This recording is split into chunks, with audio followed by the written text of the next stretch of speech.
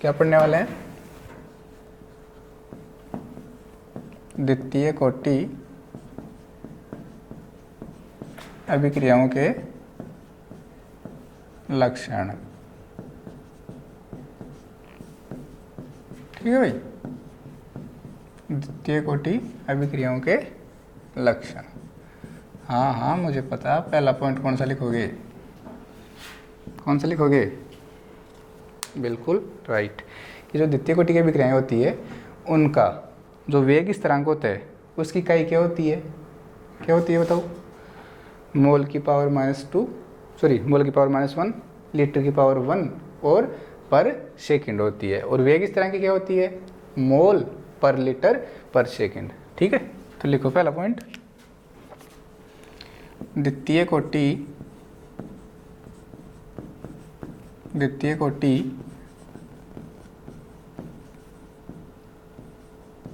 अभिक्रियाओं के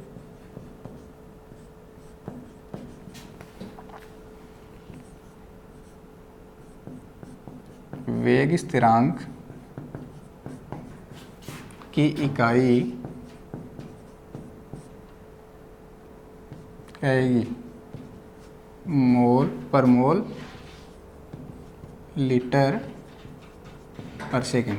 अब बोलो कैसे आई? तो आपको फॉर्मूला बता रखा है, मोल बटे लीटर की पावर 1 माइनस का डेल्टा एन सेकेंड इनवर्स। के टू की बात करते हो तो डेल्टा की वैल्यू कितनी रखोगे? 2 रखोगे। 1 माइनस 2 कितना आएगा? -1 आएगा। तो मोल की पावर तो -1 और लीटर की पावर नीचे -1 होगी तो ऊपर जाएगा तो +1 ये हो जाएगी। ठीक है, तो यहाँ से आपके पास आ गया ये वाली इकाई आ गई, वेग स्थिरांक की इकाई ये तथा वेग की इकाई क्या होती है? मोल पर लीटर पर सेकंड होती है।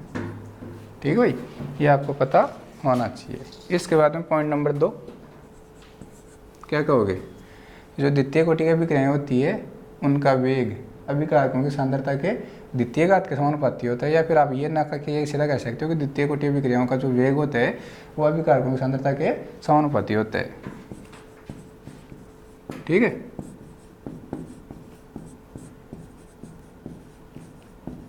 द्वितीय कोटि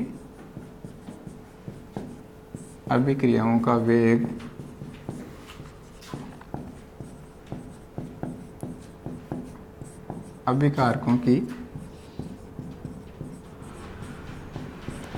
सांद्रता के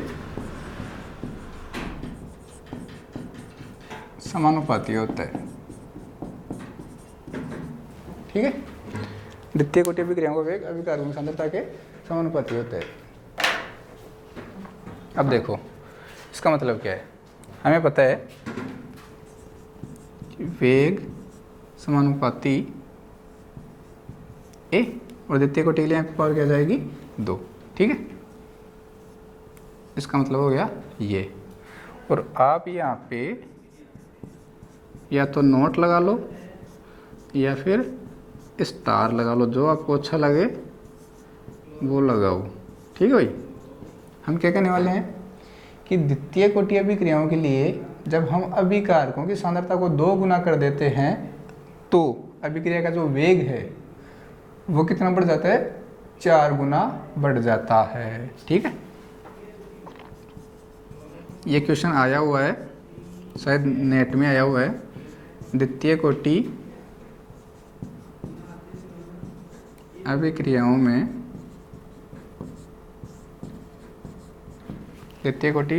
में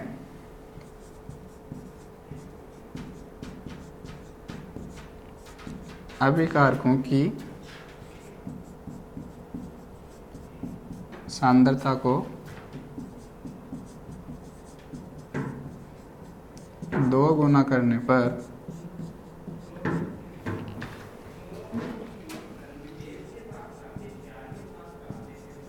अभिक्रिया का वेग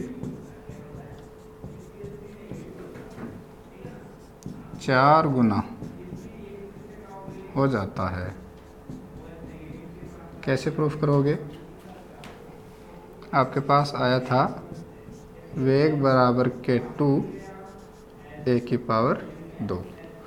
आप कह रहे हो कि मुझे ए की जगह क्या रखना है, 2a रखना है, तो रखो यहाँ पे वेग बराबर के टू, ये आपने रख दिया 2a का स्क्वायर। बोलो क्या होगा, वेग बराबर के टू 4a स्क्वायर। 4 को पहले लिख दो, वेग बराबर 4 के टू ए स्क्वायर। तो देखो इसको छोड़ के बाकी ये वाला तो ये वाला ये सेम है, ये वाला और ये वाला तो क्या है सेम, ये 4 को छोड़ दोगे तो हमने देखा कि जब हमने सांद्रता को 2 गुना किया तो वेग कितना गुना हो गया, 4 गुना हो गया। और ये काम सांद्रता को 2 गुना करने पे वेग 4 गुना होता है, केवल और केवल किस में होता है, द्वितीय कोटि में होता है। अगर आपके पास प्रथम कोटि में कोई थोड़ी बहुत जगह है तो आप वहाँ पे क्या लिख लोगे कि प्रथम कोटि में अभिकारकों की सांद्रता को 2 गुना करने पर अभिक्रिया का वेग भी 2 गुना हो जाता है, क्योंकि वहाँ पे पावर कितनी होती है, 1 होती है। तो जब आप एक जगह 2a रखोगे तो 2a ही आएगा, ठीक है ना।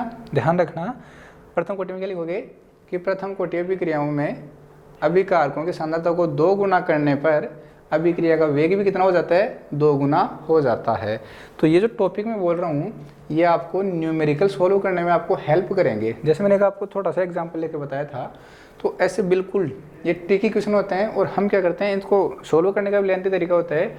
वहाँ ना जाके हम सीधे कहाँ से करेंगे, किससे करेंगे, बस जो स्टेटमेंट मैं बोल रहा हूँ उन्हीं से वो क्वेश्चन सोल्व हो जाएगा। प्रथम कोटि में क्या होता है, अभिकारक सांद्रता को 2 गुना करोगे वेग 2 गुना हो जाएगा। द्वितीय कोटि में क्या होता है, सांद्रता को 2 गुना करोगे वेग 4 गुना हो जाएगा, ठीक है। प्रथम कोटि में सांद्रता को कितने ही गुना करो वेग पे कोई फर्क नहीं पड़ेगा। तो अगर सांद्रता को 3 गुना 4 गुना रख रहा है और नीचे वेग को सेम ही रख रखा है हर डाटा में। देखो अगर उसने 3 डाटा दिया आपको, एक में तो उसने क्या दे रखा है, सांद्रता दे रखी है, पहले x फिर उसने 2x लिख दिया फिर 4x लिख दिया, ठीक है। और वेग यहाँ पे उसने लिख रखा है a। तो आपने सांद्रता को 2 गुना किया वेग में कोई चेंज नहीं आया, फिर से आपने सांद्रता को 2 गुना किया वेग में कोई चेंज नहीं आया। तो सांद्रता को 2 गुना करो चाहे 4 गुना करो, वेग नहीं बदलता, तो कौन सी कोटि की अभिक्रिया होगी, वो शून्य कोटि की अभिक्रिया होगी। तो आप वहाँ पे डायरेक्ट कह दोगे कि ये तो कौन सी कोटि की अभिक्रिया है, शून्य कोटि की अभिक्रिया है। तो ये पॉइंट नंबर 2 आपको समझ में आ गया होगा। अभिकारक सांद्रता के समानुपाती होते हैं। ग्राफ बनाना चाहे बना सकते हो, ठीक है। चलो आगे चलते हैं। देखो भाई ऊपर वालों को मिटा देता हूँ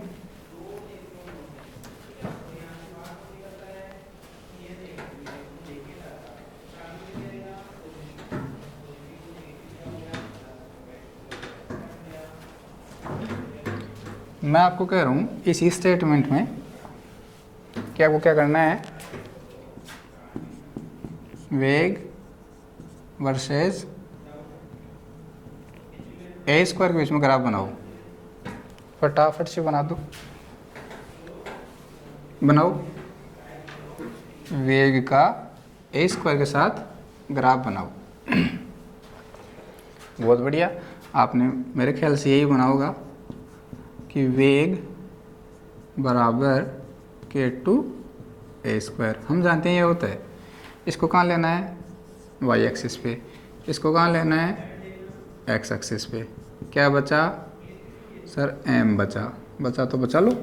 इक्वेशन क्या आ गई, y is equal to m x, और y is equal to m x का ग्राफ कैसा होता है, ओरिजिन से स्ट्रेट लाइन। ये आपका ओरिजिन का मतलब होता है स्टार्टिंग बिंदु। y एक्सिस पे क्या लिखोगे, वेग, एक्स एक्सिस पे क्या लिखोगे, ए स्क्वायर। ध्यान रखना मैंने ए स्क्वायर का है ना कि ए का है।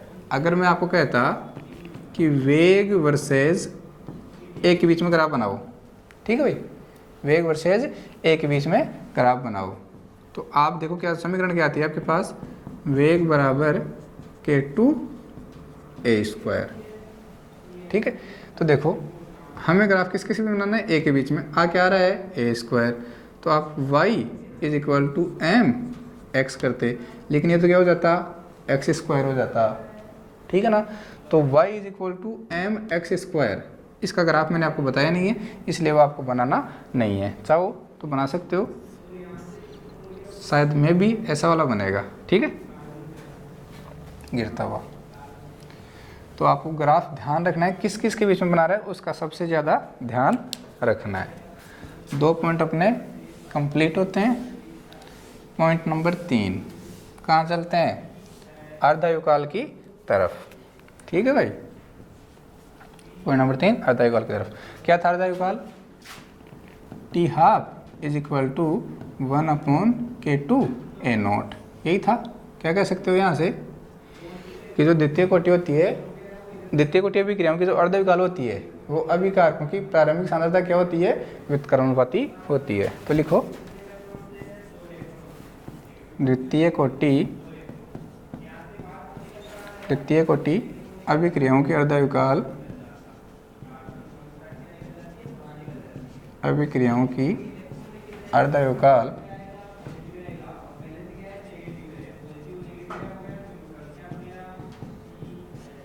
द्वितीय कोटि अभिक्रियाओं की अर्धविकल अभिकारकों की प्रारंभिक सांद्रता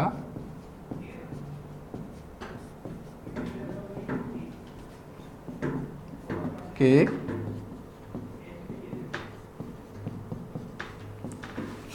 क्या होती है, व्युत्क्रमानुपाती होती है, इनवर्सली प्रोपोर्शनल।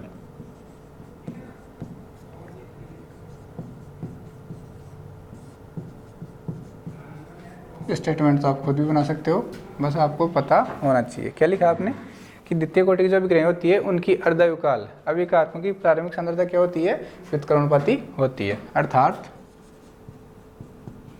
हमें कैसे पता, हमें यहाँ से पता कि जो टी हाफ होता है वो क्या होता है, 1/K2 A0। तो हम यहाँ से ये कह सकते हैं जो टी हाफ है वो इनवर्सली प्रोपोर्शनल है किसके, A0 के, ठीक है। अब आपको यहाँ पे कहा जा रहा है कि आप टी हाफ वर्सेज 1/A0 के बीच में ग्राफ बनाओ। टी हाफ वर्सेज 1/A0 के बीच में ग्राफ बनाओ। बना लोगे, वेरी गुड। बताओ क्या आएगा, बहुत बढ़िया। देखो भाई हमें पता है, वो इक्वेशन लिख लेते हैं। हम जानते हैं कि क्या जानते हो आप, t half is equal to 1/K2 dot 1/A0, ये लिख सकते हैं। ओके, ये तो क्या होगा आपका वाई एक्सिस, और 1/A0 पूरा कहा है, ये कहाँ जाएगा, एक्स एक्सिस। क्या बचा भाई, क्या बचा, वाई और एक्स के बीच में एम बचा। इक्वेशन क्या आई, y is equal to mx। बना सकते हो ग्राफ।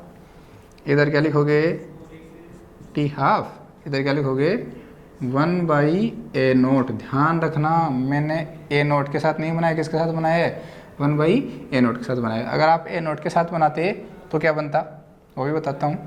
बनाओगे, खुद बनाओगे, ठीक है, मैं बता देता हूँ। अगर आप A0 के साथ बनाते, टी हाफ वर्सेज A0 बनाते, तो A0 तो नीचे आ रहा है, तो ये 1/x हो गया क्या, तो y is equal to m/x का वो ग्राफ आपके पास बनता।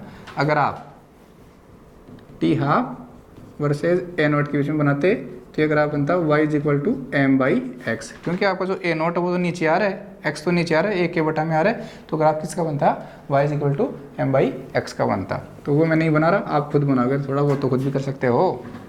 तो y is equal to mx कैसा बनेगा, ऐसा, ठीक है। बताओ फटाफट, ढाल बताओ इसका, जो स्लोप है या फिर जो ढाल है वो कितना आएगा, कितना आएगा, 1/K2 आएगा, ठीक है।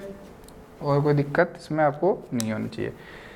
क्वेश्चन कैसे पूछा जा सकता है, जितने भी पॉसिबिलिटी है हम सब कुछ कर रहे हैं यहाँ पे। क्वेश्चन कैसे पूछा जा सकता है, एक द्वितीय कोटि अभिक्रिया, कौन सी वाली, जो सेम टाइप की 2A वाली ली थी अपन ने, ठीक है। उस अभिक्रिया का जो वेग स्थिरांक है वो XYZ इतना है, तो बताओ उस अभिक्रिया का ढाल कितना होगा। तो आपको ये ग्राफ दिमाग में आ जाना चाहिए। या फिर वो कहेगा कि T हाफ और 1/a0 के बीच में ग्राफ बनाया गया है, तो अगर उसका वेग स्थिरांक कितना है तो ढाल बताओ कितना होगा। हाँ, अगर वो ये ढाल ये देख कर पूछता है तो आपको ये साफ साफ देगा कि ग्राफ किस किस के बीच में बनाया गया है। ठीक है, ग्राफ किस किस के बीच में बनाया गया है ये आपको बिल्कुल वो मेंशन करके देगा। ठीक है। दूसरा ये कह सकता है कि जब हमने T हाफ वर्सेज 1/a0 के बीच में ग्राफ बनाया तो हमारे पास जो स्लोप है वो इतना आया, तो बताओ वेग स्थिरांक कितना होगा। तो स्लोप का मान गिवन होगा, वेग स्थिरांक का मान निकालना है, K2 इधर ले आओ, स्लोप को नीचे ले आओ, किसका मान आ जाएगा, वेग स्थिरांक का मान आ जाएगा। ठीक है, तो ये अपना पॉइंट नंबर 3 खत्म होता है। इसके बाद में यहाँ पे कोई विलेय समीकरण नहीं है, ना अर्धायुकाल और औसत काल में संबंध होता है। ठीक है, बता रहा हूँ फिर से, फर्स्ट ऑर्डर में जो हमने कल औसत वेग लिखा था उसकी जगह आप औसत आयुकाल लिख लेना। ठीक है भाई, औसत वेग की जगह लिखोगे औसत आयुकाल, वो थोड़ा सा मिस्टेक हो गया था। ठीक है, अब अपन पॉइंट नंबर 4 की तरफ मूव करते हैं। पहले ग्राफ बनाए या पहले पॉइंट आगे लिखें, तो पहले पॉइंट लिख लेते हैं। अब इसका जो आप एक्सपेरिमेंटल प्रूफ है वो खुद करोगे, मैंने 2-3 बार समझा दिया, अब मैं समझाने वाला नहीं हूँ। तो मैं लिख रहा हूँ, एक द्वितीय कोटि की अभिक्रिया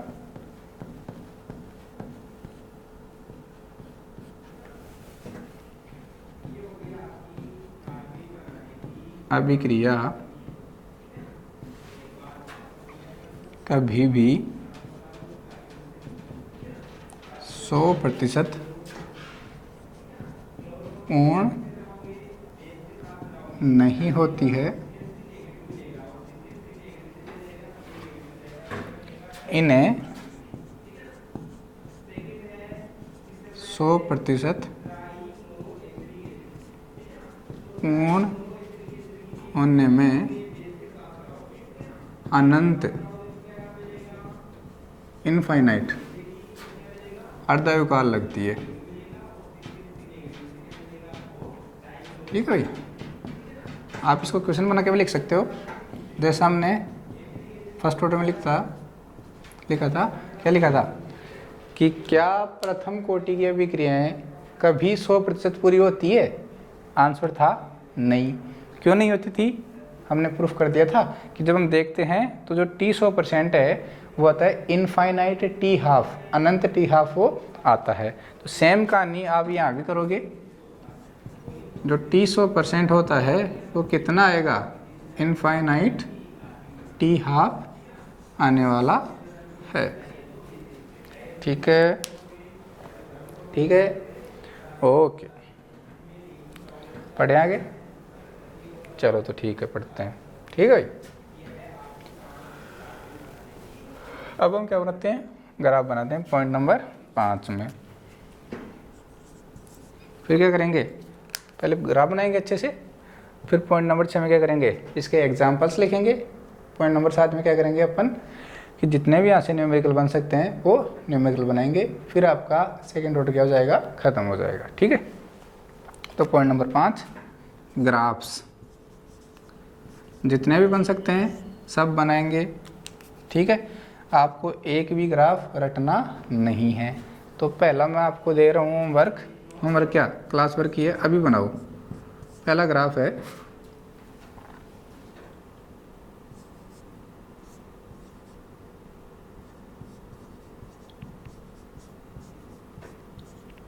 अब भी, मेरे ख्याल से तो ये बिना बताए आ जाना चाहिए, बिना पेन चलाए आ जाना चाहिए।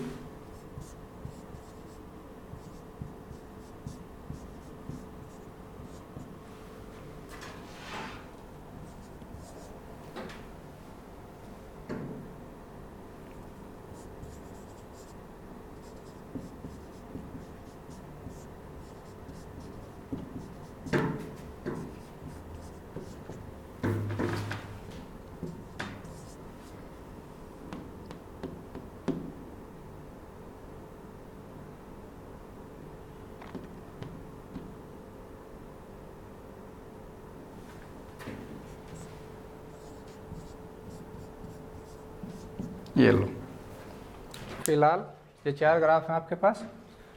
तो आप ये बनाओ, फिर भी कोई पॉसिबिलिटी होगी तो हम देख लेंगे। सबसे पहला ग्राफ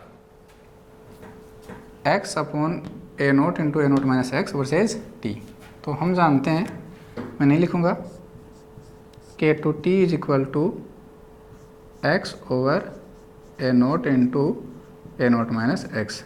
ये हम समगलित वेग समीकरण पढ़ चुके हैं। इसको इधर ले लो, ये y हो गया, ये x हो गया, क्या बचा m।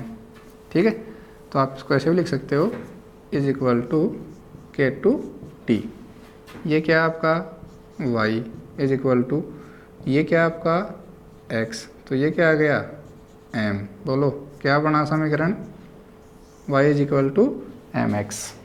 ग्राफ बनाओगे जी सर, इधर आपने लिया x इंटू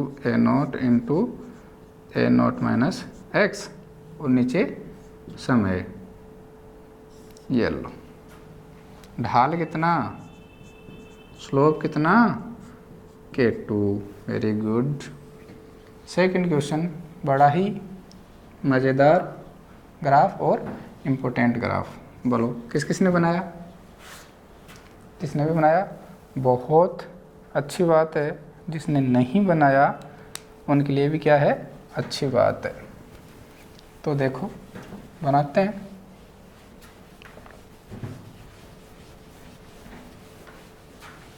देखो भाई, अगर आपको थोड़ा बहुत याद आ रहा है तो जब समीकरण 3 लिखी थी हमने पीछे, कौन से वाले केस में, जब 2a वाला केस ले रहे थे उसकी बात कर रहे हैं। ठीक है, तो समीकरण 3 से क्या आया था, 1 upon a naught minus x minus का 1 upon a naught is equal to k two t आपके पास आया था। बोलो हाँ या ना। मैंने इसको डब्बे में बंद किया था और फिर आगे एक समीकरण, दो समीकरण और लिखे थे, दोनों को कंबाइन रूप से 4 नाम दिया था। वो कैसे किया था, हमने इसका एलसीएम लेके किया था। तो मैंने कहा था ना ये भी काम में आएगी, ग्राफ बनाने काम में आएगी। क्या क्या कह रहा है, 1 अपॉन ए माइनस एक्स कह रहा है और टी कह रहा है, दोनों मिल गए तो ये एक्स्ट्रा है, भेजो उधर भगाओ, यहीं लिख देता हूँ मैं। चलो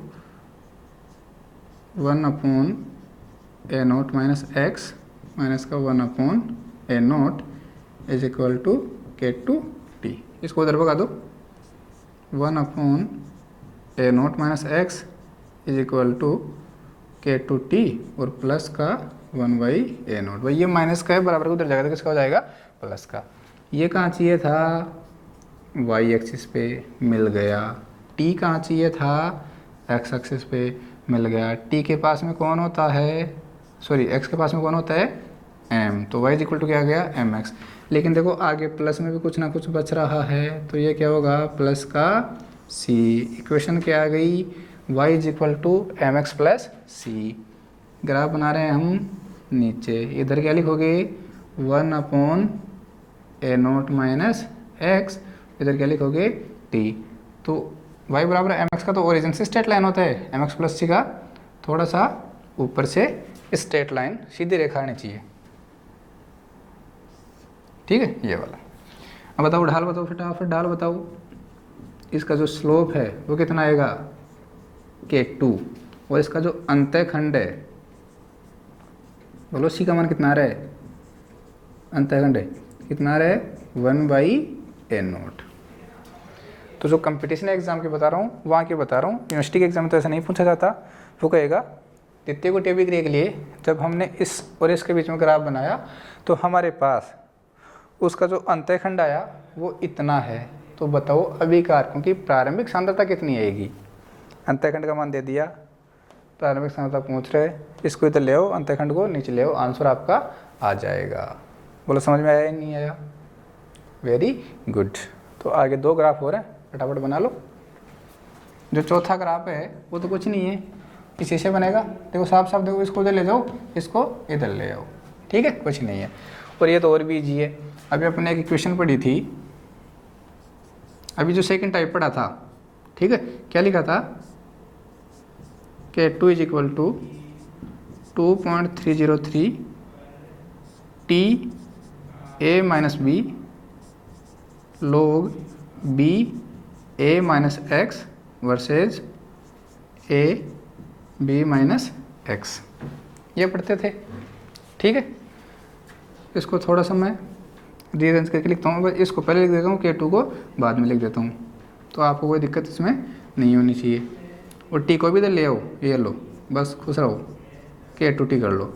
अब K2T को आप उधर ले जाओ, क्योंकि हमें कहाँ चाहिए, वो एक्स एक्सिस पे चाहिए, तो बराबर में क्या लिख दोगे आप, K2T। अब हमें तो वाई एक्सिस पे केवल यही चाहिए, तो ये एक्स्ट्रा है, भगाओ उधर। इधर क्या चाहिए अपने को, log b into a minus x versus a into b minus x, ठीक है, इज इक्वल टू, अब देखो ये उधर जाएगा तो उल्टा हो जाएगा, a माइनस का b इंटू K2 ओवर क्या आएगा 2.303.t, ठीक है भाई, ये आएगा। ये कहाँ चाहिए था, वाई एक्सिस पे, और x कहाँ चाहिए था, x एक्सिस पे, तो ये क्या बचा, m, क्या कौन सा ग्राफ बनेगा, y is equal to m x, बना दो। इधर आपने लिया log b into a minus x upon a into b minus x, और नीचे क्या ले लिया, t, ये लो। बताओ ढाल बताओ कितना आएगा इसका, मैंने तो वही है, ढाल कितना आएगा, K2 into a minus B upon 2.303, ठीक है भाई, ओके। लास्ट वाला खुद बना लोगे यहाँ से, देखो एक बार, 1 upon a naught minus x minus 1 upon a naught is equal to K2T, कुछ मत करो, इस ए नॉट को उधर ले जाओ, K2T को इधर ले आओ, तो क्या होगा, 1 upon a naught minus x minus का माइनस का K2T is equal to 1 by a not.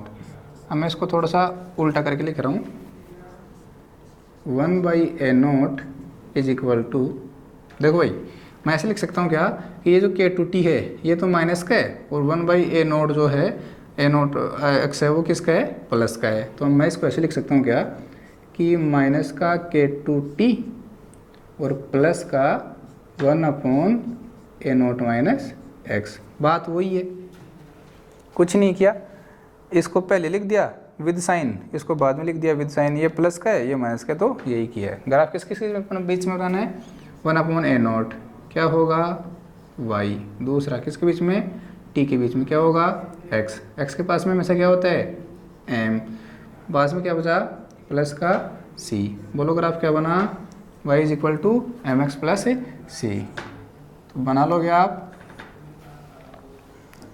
जब आप बनाओगे तो ये वाला ग्राफ, सॉरी माइनस का एम एक्स प्लस सी बनेगा, ठीक है भाई, क्या बनेगा, माइनस का एम एक्स प्लस, क्योंकि ये माइनस में पहले भूल गया था। अब y बराबर माइनस एम एक्स प्लस सी का ग्राफ कैसा बनता है, ऐसे वाला, y पे क्या लोगे आप, 1 बाई ए नॉट, एक्स पे क्या लोगे, t, तो ढाल बताओ फटाफट, इसका जो स्लोप है वो बताओ मुझे कितना आएगा, बोलो देख के यहाँ से, माइनस का K2, और जल्दी से इसके अंतःखंड की वैल्यू बता दो, इंटरसेप्ट जिसको आप बोलते हो, कितना आएगा, 1 by a naught minus x, ठीक है। ये 4 ग्राफ हो गए, अगर और भी कोई ग्राफ है तो मैं देखता हूँ, आप एक बार उतारो, फिर कोई ग्राफ है तो मैं देखता हूँ।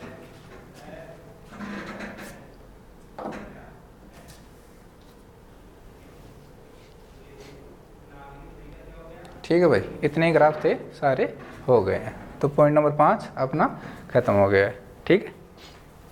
देखो जितनी भी पॉसिबिलिटी हो सकती थी, हम सब से, आप मुझे कोई सब ग्राफ बता दो, बस इक्वेशन आपको पता होनी चाहिए, तुरंत उसको रीअरेंज किया और समीकरण बना ली, 4 समीकरणें पड़ी थी, उन समीकरणों में अप्लाई करो और फटाफट ग्राफ बना दो।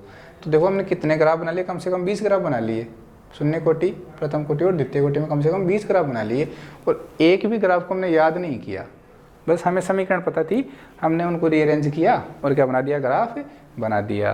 तो आई होप आपको इंटरेस्ट आ रहा होगा ग्राफ बनाने में ये और ये केमिकल काइनेटिक्स पढ़ने में, ठीक है। तो अब अपन इसका लास्ट पॉइंट की तरफ मूव करते हैं, मिटा रहा हूँ इसको, ठीक है भाई। बताओ लास्ट पॉइंट कौन सा होने वाला है? हाँ वेरी गुड, एग्जाम्पल, द्वितीय कोटि क्रियाओं के उदाहरण। तो लिख लो पॉइंट नंबर 6 लगा के,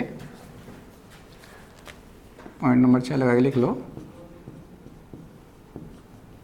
द्वितीय कोटि अभिक्रियाओं के उदाहरण, ठीक है। सबसे पहला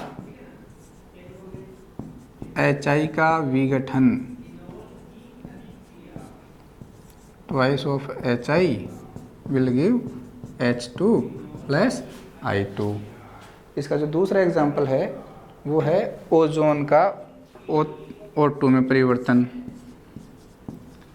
O3 का O2 में परिवर्तन। तो आप यहाँ पे लोगोगे ट्वाइस ऑफ O3 और ये कन्वर्ट हो जाएगा थ्राइस ऑफ O2 में। और ये जो होती है रिएक्शन कंडीशन होती है 373 केल्विन। 373 केल्विन का मतलब समझते हो ना भाई, 0 डिग्री सेंटीग्रेड बराबर होता है 273 केल्विन। तो हमें क्या बोल रहा है 373 केल्विन, तो ज़रूरी है क्या होगा 100 डिग्री सेंटीग्रेड हुआ होगा, ठीक है। तो 100 डिग्री सेंटीग्रेड भी रिएक्शन हो रही है। तीसरा इसका जो एग्जाम्पल है वो है एस्टर का क्षारीय जल अपघटन। एस्टर का क्षारीय जल अपघटन। अगर हमने यहाँ पे याद करना, थोड़ा सा पीछे के देखना, फर्स्ट ऑर्डर के अंदर एस्टर का जब जल अपघटन लिखा था, अगर वहाँ पे क्षारीय है तो उसको आप अम्लीय कर लेना, केवल H+ लिखना है ऊपर, ठीक है। जो क्षारीय जल अपघटन होता है वो किसका एग्जाम्पल होता है? सेकंड ऑर्डर का एग्जाम्पल होता है। इसके बाद में अपन क्या करने वाले हैं, इसके न्यूमेरिकल करने वाले हैं, ठीक। एक नया एग्जाम्पल काफ़ी है, आपको 1-2 एग्जाम्पल का ही पता होना चाहिए, ठीक है। मिटा रहा हूँ, ओके। अब अपन आते हैं किधर, न्यूमेरिकल पोर्शन की तरफ। फिर आपका सेकंड ऑर्डर क्या हो जाएगा, ख़त्म। फिर अपना अगला पॉइंट, अगला टॉपिक क्या रहेगा? अगला टॉपिक अपना रहेगा एक तो अणुसंख्यता और कोटि में अंतर, ठीक है, उसको भी अच्छे से पढ़ेंगे। उसके बाद में जो ये ज्ञात करने की विधियाँ होती है, केमिकल काइनेटिक्स में 4-5 विधियाँ है जिसकी सहायता से हम वेग भी ज्ञात करते हैं, कोटि भी ज्ञात करते हैं, ठीक है। कोटि ज्ञात करने की विधियाँ हैं 3-4 वो पढ़ेंगे, फिर सक्रियण ऊर्जा पढ़ेंगे, फिर संगठन सिद्धांत, और फिर आपका जो लास्ट में इरिंग विलियम थ्योरी, जिसको आप संक्रमण सिद्धांत कहते हो, ठीक है, संक्रमण सिद्धांत कहते हैं, वो पढ़ेंगे। फिर आपका ये चैप्टर हो जाएगा, वो खत्म हो जाएगा। तो अब अपन इसके लास्ट पॉइंट की तरफ, न्यूमेरिकल, ठीक है। न्यूमेरिकल, पहला न्यूमेरिकल, मैं क्वेश्चन बोल रहा हूँ, आप नोट करते जाओगे, उसके बाद में सॉल्व कर, ठीक है। पहला क्वेश्चन है, देखो भाई, 1 मिनट,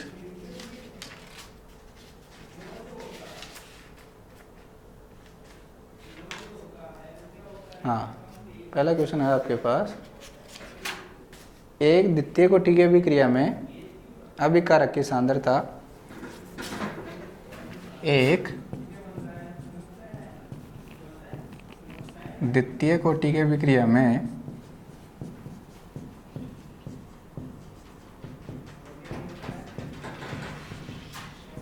अभिकारक की सांद्रता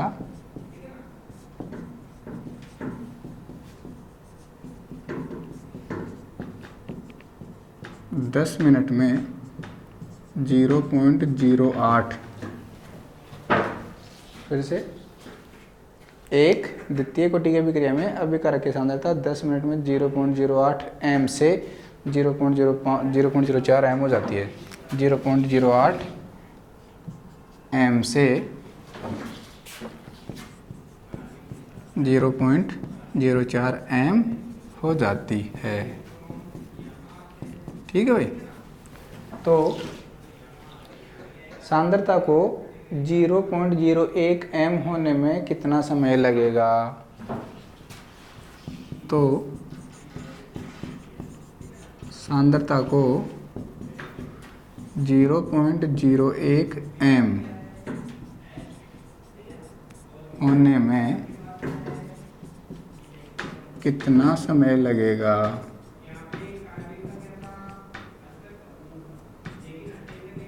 ठीक है, बिल्कुल इजी से क्वेश्चन को आपको ध्यान से पढ़ने का आना चाहिए। अब ये एम का मतलब क्या है? मैंने कल भी आपको बताया था, एम का मतलब क्या है? मोलर। और इसका मतलब क्या होता है?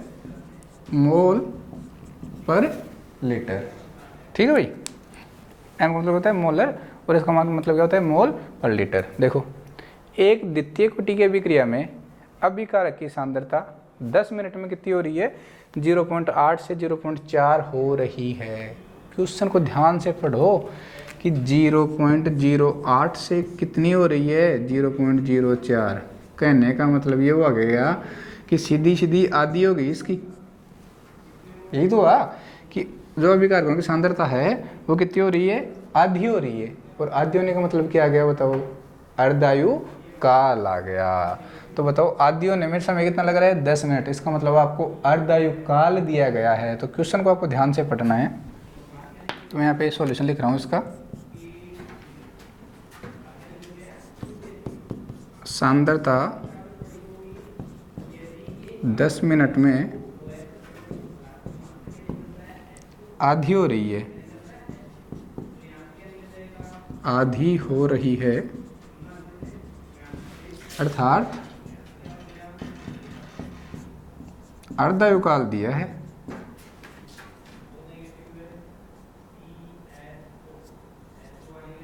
अर्थात अर्धायु काल दिया है। ठीक है, कहने का मतलब हमारे पास टी हाफ कितना आएगा? 10 मिनट। और क्या क्या दिया है? देखो, प्रारंभिक सांद्रता कितनी है? प्रारंभिक सांद्रता क्या कहते हो? प्रारंभिक सांद्रता को ए नोट। वो कितनी है? 0.08 एम। ठीक है, और 10 मिनट पर सांद्रता कितनी होगी बताओ?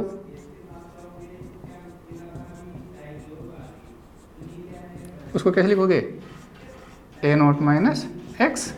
बोलो क्या आएगी? 0.04 एम। तो पहले तो हम क्या करते हैं, हमें पता है कि t half is equal to 1/K2 a naught होता है। टी हाफ आपको पता है, ए नोट आपको पता है। क्या निकालोगे यहाँ से? K2 निकाल लोगे।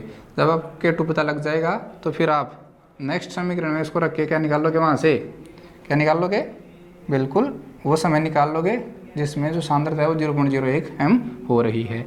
तो यहाँ से मान रखोगे तो K2 इज इक्वल टू निकालोगे, वो क्या आएगा? 1/T half into a note.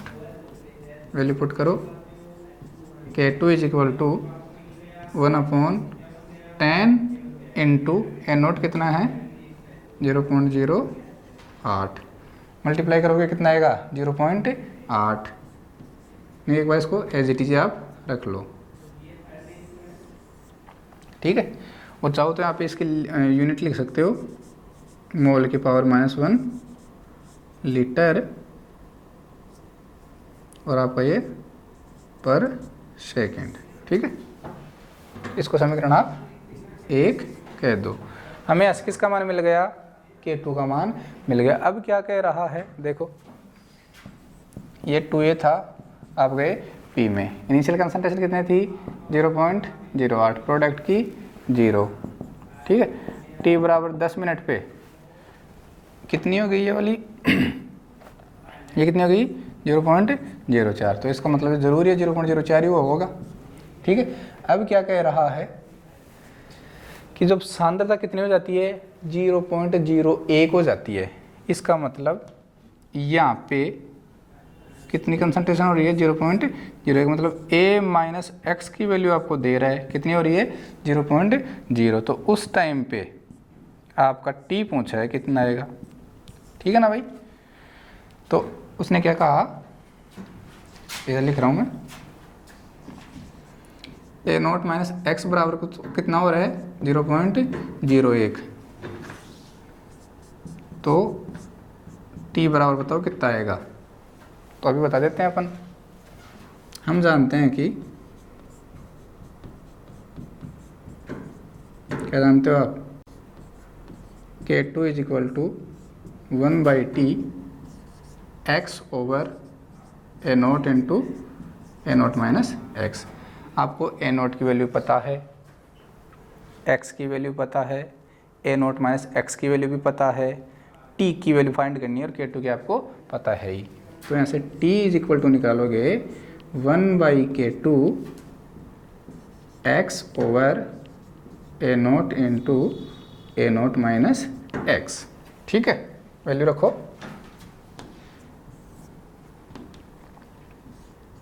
t is equal to 1/K2 से क्या रखोगे बोलो, 1/10 इंटू 0.08। हाँ आपको पता है ये ऊपर चला जाएगा, लेकिन फिर भी एक बार हम रख लेते हैं, ठीक है।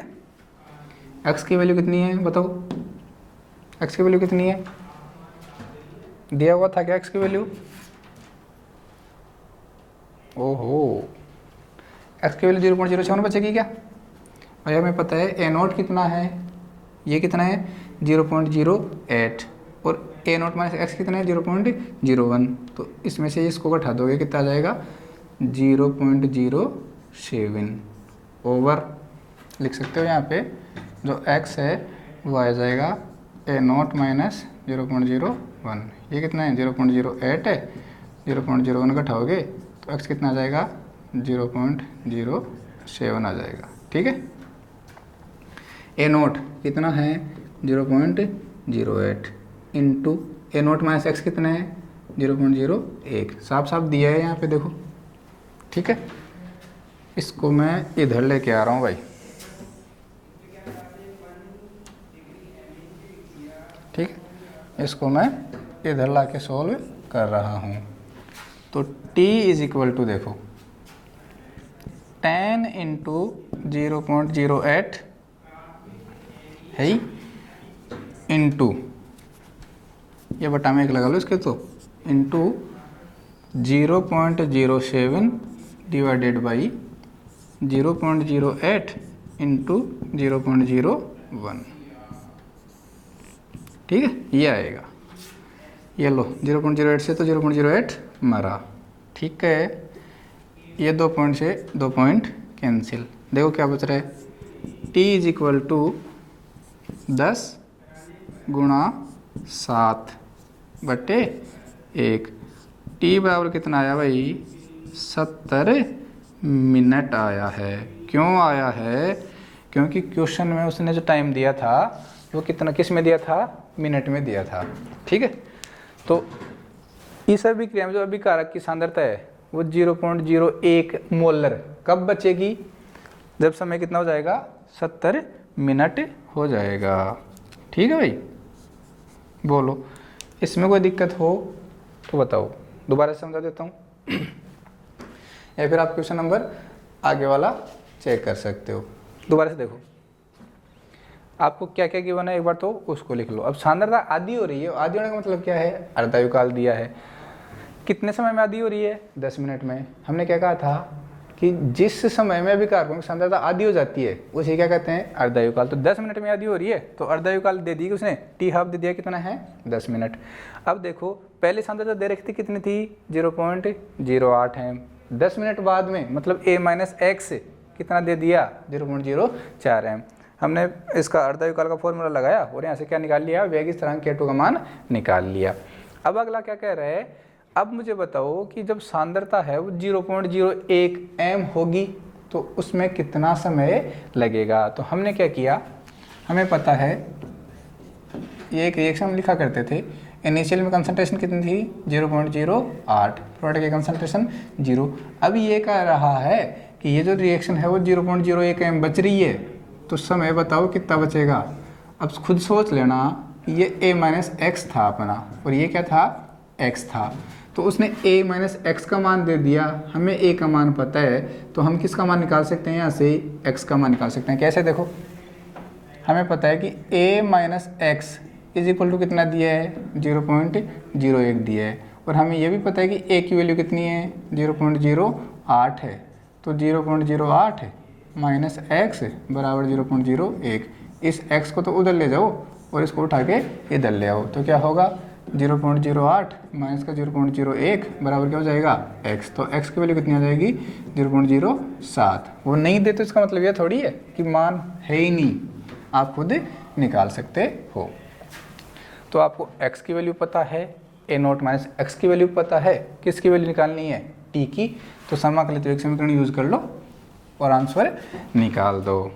ठीक है, मान रखा आपने और कुछ नहीं किया, बस कैलकुलेट कर दिया, सीधी सीधी कैलकुलेशन थी, आंसर आ गया 70 मिनट। एक क्वेश्चन और करते हैं, फिर इसको अपन समापन की ओर ले जाते हैं।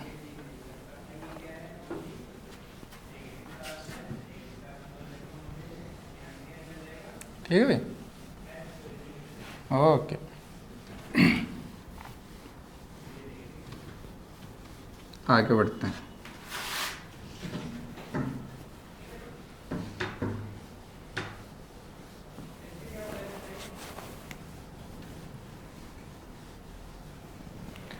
देखो क्वेश्चन नंबर 2,